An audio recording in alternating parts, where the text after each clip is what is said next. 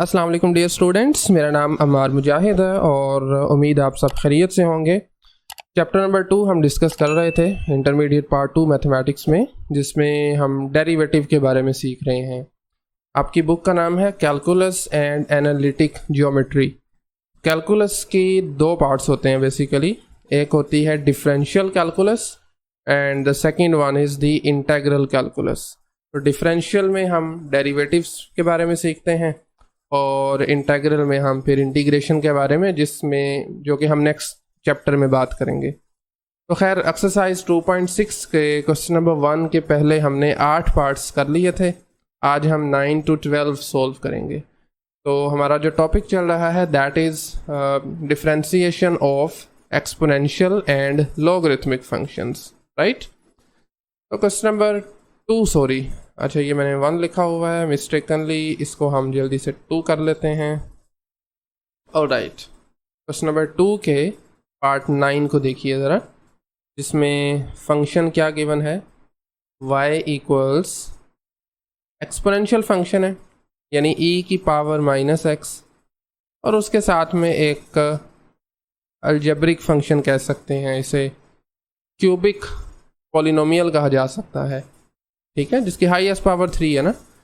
तो खैर जी, हमें इसे चूँकि चाहिए dy/dx, सो डिफ्रेंशिएट करेंगे with respect to independent variable जो कि x है। So dy/dx this is equal to, देखें ये प्रोडक्ट आ रहा है बेसिकली, दो डिफरेंट तरह के फंक्शंस हैं, पहले भी बता चुका हूँ, एक एक्सपोनेंशियल है और दूसरा एक पॉलिनोमियल है। तो प्रोडक्ट रूल लगाएंगे। प्रोडक्ट रूल में हम क्या करते हैं जी, पहला फंक्शन या इनमें से कोई भी पहले एक एज इट इज़ रख लीजिए, हम इसको एज इट इज़ रखते हैं, और सेकंड का डेरिवेटिव ले लें साथ में। सेकंड फंक्शन है x³ + 2x² + 1 प्लस साइन आएगा, और फिर आपने ऑपोजिट कर देना है। मसलन जैसे इसका डेरिवेटिव लिया ना, इसको एज इट इज़ रख दें, x³ + 2x² + 1, और डेरिवेटिव आ जाएगा फर्स्ट फंक्शन का जिसको हमने पहले एज इट इज़ रखा था। ओके, तो e की पावर -x ऐसे ही आ गया। अब ये सिंपल सा हम यहाँ पर प्रोडक्ट रूल का इस्तेमाल कर लेंगे, सॉरी प्रोडक्ट नहीं, पावर रूल का, क्योंकि x की पावर्स में आ रहे हैं कुछ नंबर्स। तो पावर रूल क्या कहता है जी, पावर शुरू में पावर से एक कम कर दें, 3 में से एक कम किया 2 बचा। यहाँ पर 2 is a constant, as it is आएगा, x² पे लगेगा पावर रूल, पावर शुरू में और पावर से एक कम हो जाएगा, एंड 1 इज़ अ कांस्टेंट, अकेला पड़ा हुआ है, इसका डेरिवेटिव 0 हो जाएगा। And then x³ + 2x² + 1 as it is आ गया। इसका डेरिवेटिव एक मरतबा आपने इसको एज इट इज़ लिख देना है, जैसे भी है वो, जो कुछ भी पावर में पड़ा हुआ है, और साथ में पावर का डेरिवेटिव ले लेना है, -x का डेरिवेटिव, सही है। ओके, तो यहाँ से e⁻⁻x वैसे ही आ गया, 3x² + 4x, ठीक है, 2 × 2 = 4x, एंड देन ये देखें, ये x का डेरिवेटिव लेंगे ना, इनफैक्ट -x है तो x का डेरिवेटिव 1 होता है, तो ये वाला माइनस शुरू में आ जाएगा, तो ये बेसिकली माइनस बन जाएगा। बाकी आपके पास बचा x³ + 2x² + 1, और उसके साथ में ये e की पावर -x। अब ये e की पावर -x दोनों टर्म्स में, इसको बाहर लिख लें, इन अदर वर्ड्स आप कह सकते हैं कॉमन निकाल लें, तो बाकी बचेगा 3x² + 4x -x³ -2x², minus की वजह से ये साइंस चेंज हो जाएंगे, and -1, and that's the answer. e की पावर -x बाहर आ गया, और अंदर हमारे पास बनेगा 3, बल्कि पहले x³ को लिखें, ठीक है, हाईएस्ट पावर है, माइनस में है, उसके बाद 3 - 2, ये बनेगा प्लस का x², देन आ जाएगा +4x, देन -1, ठीक है, ये आंसर है। इसमें एक काम ये किया जा सकता है कि माइनस को बाहर ले जाएं, तो हाईएस्ट पावर जो है ना, ये वाली टर्म पॉजिटिव हो जाएगी, तो ये बनेगा -e⁻⁻x, अंदर आ गया x³, साइंस अंदर वाले सारे चेंज हो जाएंगे क्योंकि माइनस को बाहर लिख लिया हमने, -x² minus 4x plus 1. This is the derivative of given function with respect to x. Alright, part 10 पे आ जाएं और इसमें हमारे पास वंस अगेन मिलता जुलता फंक्शन गिवन है y इक्वल टू एक्स और दूसरा साथ में प्रोडक्ट में आ रहा है एक्सपोनेंशियल फंक्शन और उसकी पावर में है sine x. Once again differentiate with respect to x, तो dy बाई डी एक्स किसके इक्वल आ जाएगा.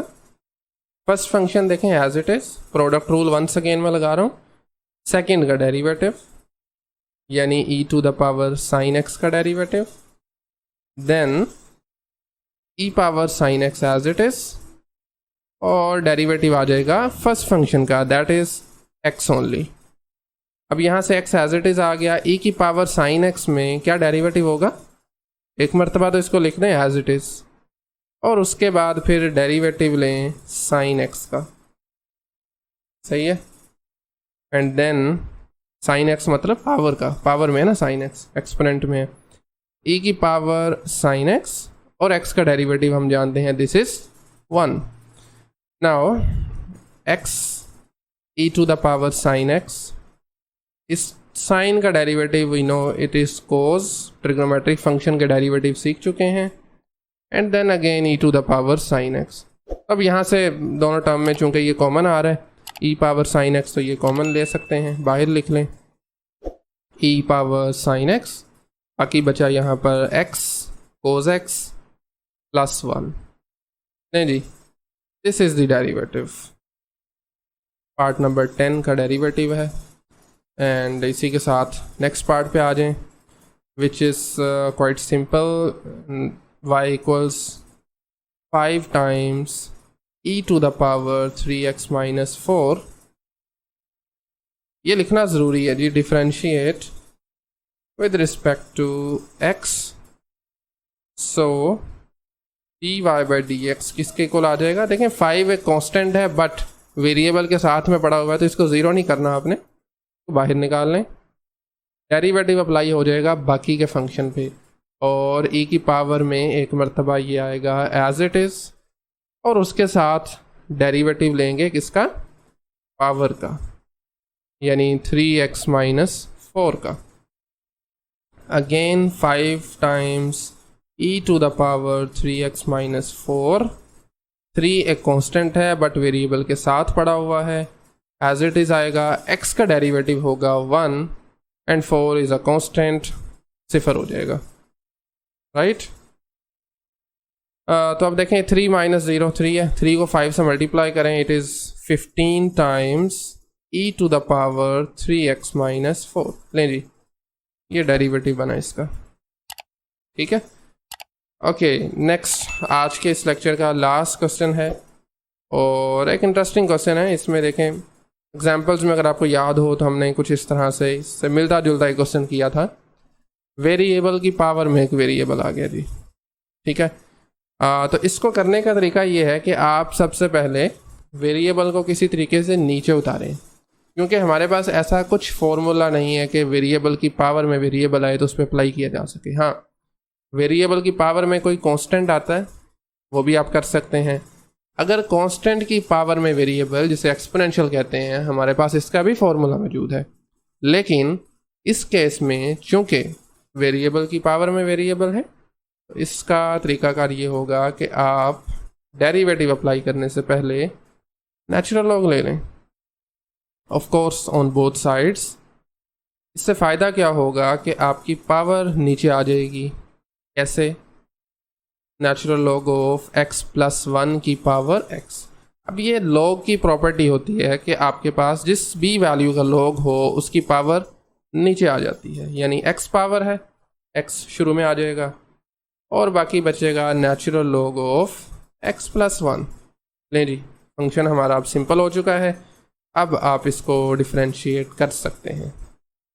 तो लिख लीजिए differentiate with respect to x.